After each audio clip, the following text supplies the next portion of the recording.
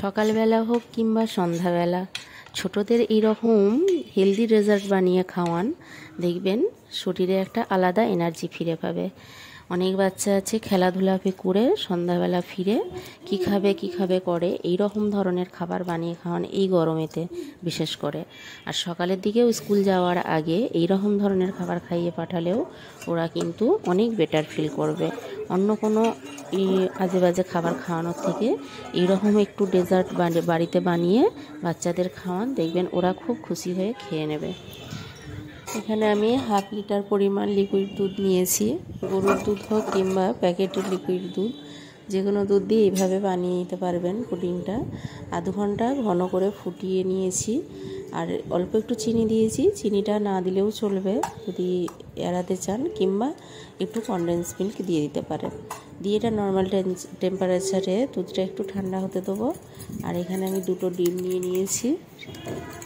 ভিডিওটি যারা দেখছেন, যারা সাবস্ক্রাইব করেননি, আমার চ্যানেলটিকে সাবস্ক্রাইব করতে পারেন, কারণ আমার চ্যানেলে যে রেসিপিগুলি আমি শেয়ার করি সেগুলি খুবই সিম্পল সহজ রেসিপি এবং অল্প খরচে কম উপকরণে এবং উপকারী, যেগুলি সকলেরই কাজে আসবে।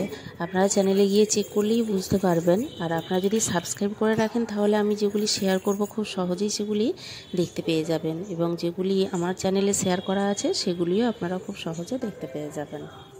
এতক্ষণে দেখতে পেয়েছেন ডিমটা খুব ভালোভাবে ফেটিয়ে নিয়ে আমি ওই ফোটানো দুধটা ঠান্ডা হয়ে গেলে তারপর ডিমের সঙ্গে ভালোভাবে মিশিয়ে 2-3 মিনিট ফেটিয়ে নিয়েছি। আর যেই পাত্রে আমি এটা ভাপাবো একটু ঘি মাখিয়ে নিয়েছি, নিয়ে এরকমভাবে ছাঁকনি করে ছেঁকে নিচ্ছি।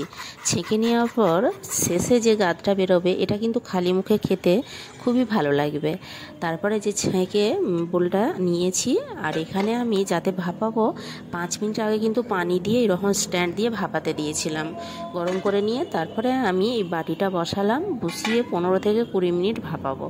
15-20 মিনিট পর এইভাবে খুলে দেখাচ্ছি, দেখুন এটা ভালোভাবে ভেপে গেছে। এটা আমি স্ট্যান্ড থেকে নামিয়ে নেব, নিয়ে রেখে দেবো। আধ ঘন্টা 45 মিনিট এমনি রাখতে হবে।